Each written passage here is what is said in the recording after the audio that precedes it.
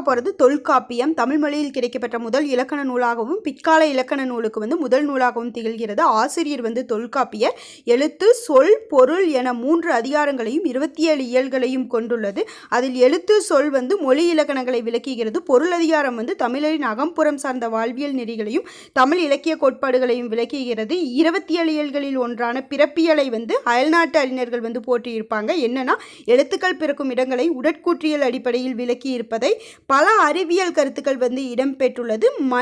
ஆறறிவுள்ள உயிர்களாக மனிதனை உற்றறிதல், சுவைத்தல், நுகர்தல், காணல், கேட்டல், பகுத்தறிதல் என்ற வரிசையில் கூறியிருப்பார் தொல்காப்பியர்.